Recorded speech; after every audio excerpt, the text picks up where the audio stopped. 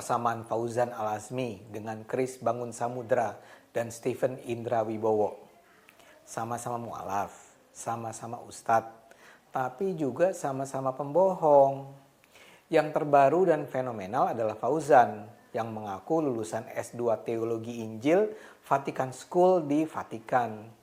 Dia mengaku ayahnya adalah seorang kardinal bernama Yohanes Ignatius dan ibunya adalah penyebar Injil.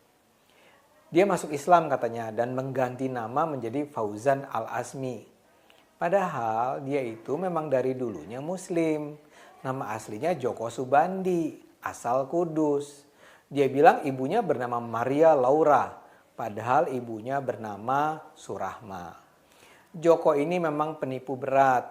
Dengan predikat mu'alafnya itu, dia menikahi belasan perempuan dari Ciamis, Batam, Riau, Jambi. Banyak korban yang sampai tertipu ratusan juta rupiah. Padahal kebohongannya kan terang benderang. Dia bilang ayahnya kardinal, padahal kardinal kan tidak menikah. Lucunya baru setelah beberapa tahun beroperasi, kebusukannya terbongkar. Ustadz mu'alaf lain mungkin tidak sedahsyat Fauzan kebohongannya, tapi ya tetap saja nipu. Chris Bangun Samudra misalnya juga mu'alaf yang jadi ustadz. Dia mengaku alumni S3 di Vatikan. Padahal di Vatikan tidak ada universitas yang mengeluarkan gelar S3. Belakangan terbongkar, ia cuma pernah bersekolah di SMA Katolik Seminari di Kota Blitar, Jawa Timur. Dan itu pun nggak pernah sampai tamat. Ada pula Stephen Indra Wibowo, dia ini terkenal sekali. Dia ketua Mu'alaf Center Indonesia, semacam pusat pelayanan bagi para mu'alaf. Dia ketahuan bohong mengaku sebagai mantan romo di Katedral Jakarta. Ketahuannya sederhana banget. Dia bilang dia menjadi pastor pada tahun 2000, sementara dia mengaku lahir pada 1981. Masalahnya, tidak mungkin seseorang menjadi imam pada usia 19 tahun. Menjadi pastor di Katolik itu tidak seperti proses menjadi ustadz atau ulama di Islam. Dalam Islam kan siapapun bisa jadi ulama. Preman drop out SD pun bisa jadi ustadz kalau pintar melintir-melintir ayat dengan lucu dan terdengar fasih bicara Arab. Di Katolik tidak sesederhana itu. Menjadi pastor itu, menjadi imam itu mensyaratkan proses pendidikan tertentu. Dia harus belajar filsafat, teologi sampai 6 tahun. Jadi nggak mungkin Stephen sudah jadi pastor pada usia 20 tahun. Dan dengan gampang pula diketahui bahwa di Katedral Jakarta tidak pernah ada romo bernama Stephen Indra Wibowo. Nama-nama mu'alaf pembohong ini bisa dideretkan lebih panjang. Ada yang lebih senior seperti Yahya Waloni yang mengaku sebagai mantan pendeta dan mengaku sebagai pendiri dan mantan rektor UKIP, Universitas Kristen Papua. Belakangan ketahuan ia bohong karena adanya bantahan dari UKIP. Jadi pembongkaran kebohongan mereka itu mudah sekali dilakukan. Tidak perlu ada investigasi yang mendalam. Maksud saya mbok ya kalau bohong, bohong yang pinter lah. Kalau ini kok begitu kasat mata kebohongannya.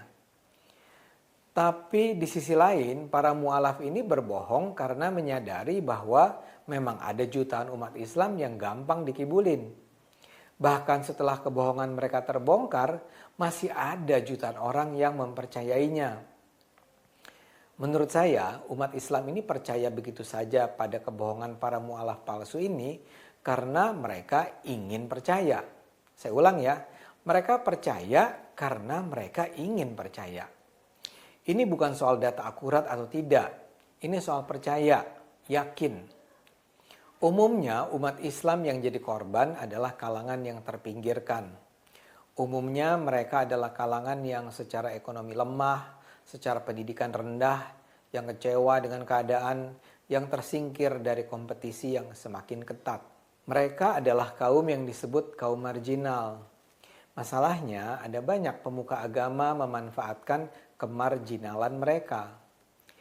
Para ulama dan ustadz ini bukannya mendorong mereka untuk bangkit dan berjuang, malah meninabobokan mereka dengan mengatakan ini semua adalah cobaan bagi kaum beriman dan selama mereka tetap menjaga keimanan dan ketakwaan, mereka akan diberi ganjaran di hari akhir dengan surga yang indah.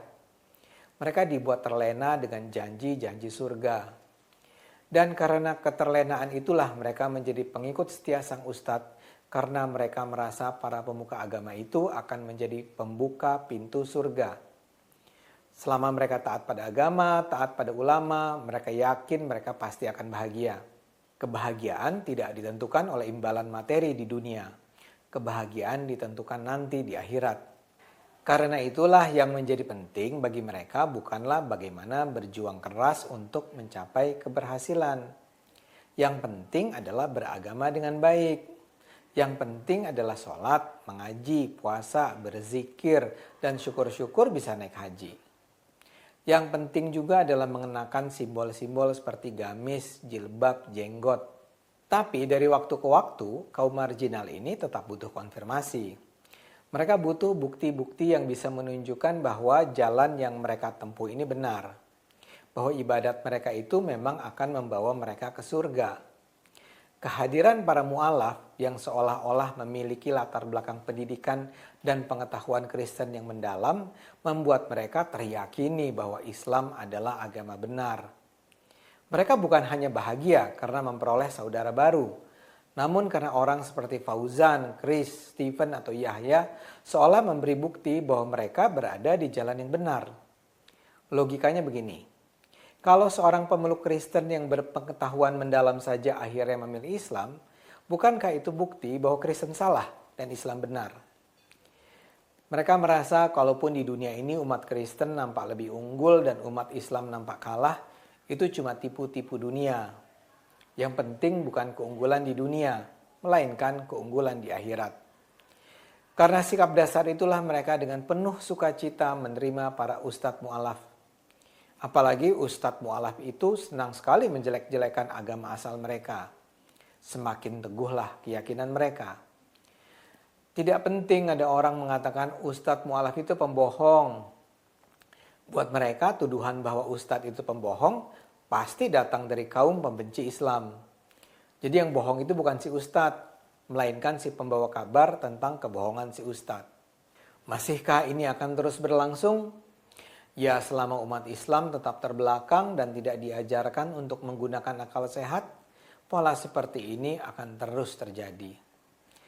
Jadi siap-siap saja menerima mu'alaf-mu'alaf baru yang akan mengeruk keuntungan dengan kebohongan demi kebohongan. Karena itu, marilah kita terus sebarkan ajakan bagi bangsa ini untuk menggunakan akal sehat. Dengan akal sehat, bangsa ini akan selamat. Cantik doang agamanya Kristen. Jelas kami cantik. Kenapa tidak? Kami Kristen, kami Katolik. Diciptakan secitra atau serupa dengan Allah. Jadi kami menyerupai gambaran Allah. Jadi jelas dong kami cantik dan tampan. Kami juga diajarkan untuk sabar, saling mengasihi, saling mengampuni. Dan salah satunya sabar terhadap kata-kata dari orang yang seperti kamu. Terima kasih. Bagi kami orang Kristen, kami bangga. Siapa sih yang gak bangga diciptakan secitra atau serupa dengan Allah, Sang Pencipta? Selamat pagi, Tuhan Yesus memberkati kamu.